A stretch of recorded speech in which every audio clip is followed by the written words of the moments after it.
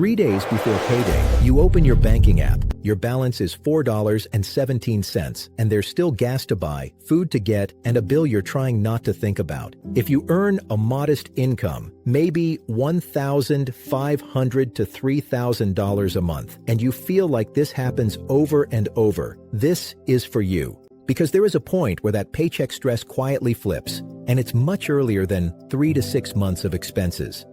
Most people can't handle a simple $400 surprise without borrowing or panicking.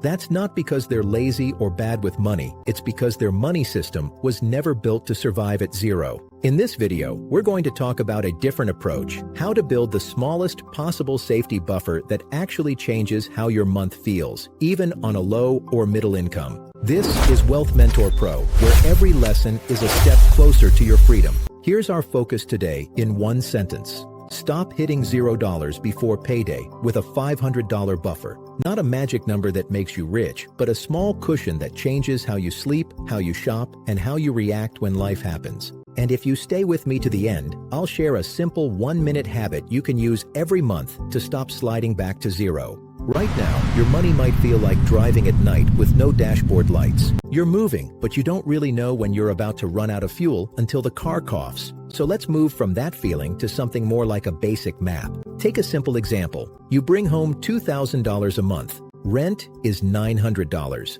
Other fixed bills are another $400. That leaves $700 for food, transport, and everything else. What usually happens is that $700 just dissolves. A bit here, a bit there, and suddenly you're at $12 in the account with 4 days to go.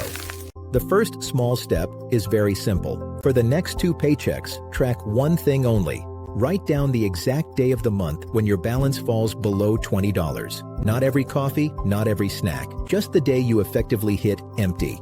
If you ignore this, the cost isn't just overdraft fees. The cost is living in quiet panic, always feeling one broken tire or one pharmacy visit away from disaster. But once you can see that empty day on the calendar, you can start to move it. And here's something important. You don't move it by forcing yourself to jump straight to a giant emergency fund.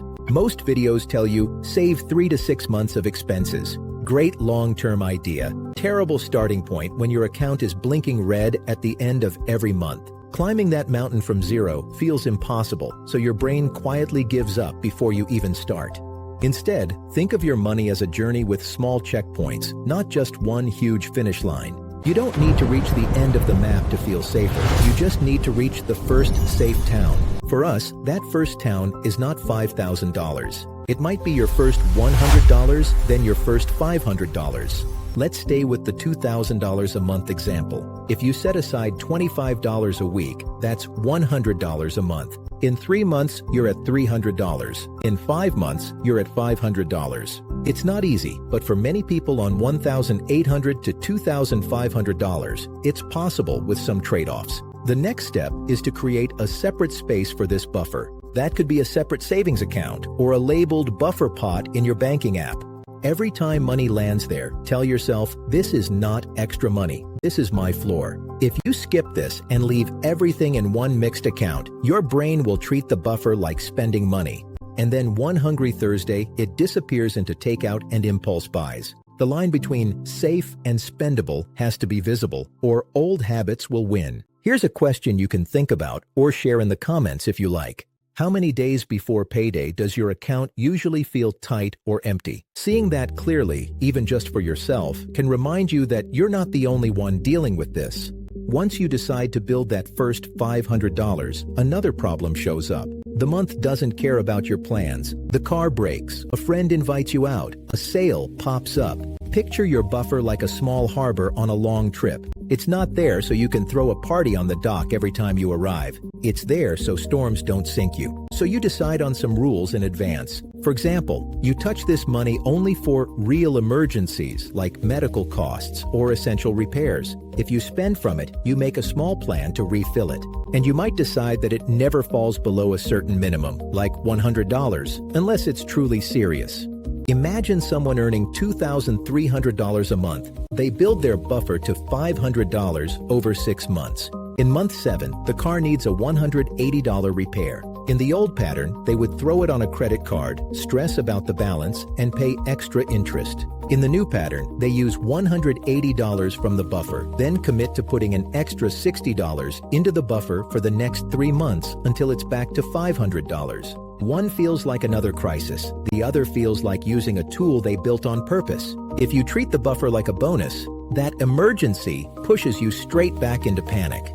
If you treat it like a non-negotiable safety line, it becomes something you can trust. Here's the quiet truth behind the noise. The real power of that first $500 is not just the size of the money. It's who you're becoming while you build it and while you defend it. So let's turn this into something you can actually live with. I'll give you 3 simple switches that can move you from paycheck stress toward control, even on a modest income. And as we go through them, keep our core idea in mind. Stop hitting zero before payday with a $500 buffer. Rule number 1, shrink the chaos, not your entire life. Instead of trying to control every dollar, choose one fixed move per paycheck. For most people, that's a boring automatic amount that goes into your buffer every time you get paid. Maybe that's $20 per week or $50 per paycheck if you're on $2,400 a month. The point is that your brain stops asking, "Can I afford to save this month?" and starts assuming, "I always put this aside." If you can, automate it so it moves on payday before you see it. Picture someone making $1,900 a month. They start with $40 per paycheck into their buffer. That's $80 a month, about the price of a couple of casual dinners out. After 6 months, they're at $480. One more month, and they cross $500 for the first time in their life. You don't need to cut everything fun. You just need 1 or 2 small leaks plugged consistently so the bucket can finally fill. Rule number 2, turn your buffer into a never below line, not a one-time goal. The moment you hit $500, the mission shifts. You're no longer trying to build it once. You're trying to protect it. Knowing, "I never let my balance go below $500 makes you pause before you say yes to an impulse or before you ignore a bill that's creeping up. It changes your identity from "I'm always broke" to "I'm someone who always has at least $500. For example, you might decide, "From now on, my account balance can go up and down, but it doesn't go below $500 except for real emergencies." So if you're at $620 and want to spend $200 on something non-essential, you see instantly that it would break your rule. That moment of hesitation is what protects you. To support this, check your balance on specific days, not all the time. Maybe every Sunday evening or every time you get paid. You're not refreshing in fear. You're just making sure your ship hasn't drifted past the lighthouse in the fog. Rule number 3, use your buffer to change decisions, not to power bigger spending. A buffer is not just money sitting there. It's a small piece of freedom. It lets you say no to things that used to trap you. Even a few $100s behind you can change how you deal with work and stress. With a $500 buffer, you might be able to turn down an extra shift that's burning you out once in a while. You might have the courage to apply for a better job instead of clinging to a toxic one because you're terrified of missing a single paycheck. Imagine you have that $500 plus your normal paycheck. Your boss asks you to work yet another unpaid Saturday. Without a buffer, you say yes because conflict feels too risky. With a buffer, you might say, "No, not this time," and start quietly sending out applications in the evenings. Remind yourself what the buffer is for. It's not there to buy a bigger TV. It's there to buy you the option to rest when you're sick, to think before you accept the next bad offer, to breathe when something breaks. And just to be clear, everything here is education, not personal financial advice.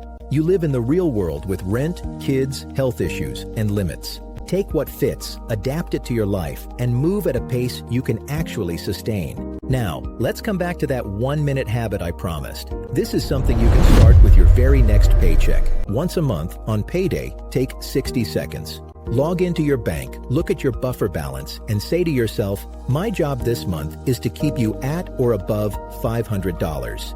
If you're at $120, your job is to move it closer.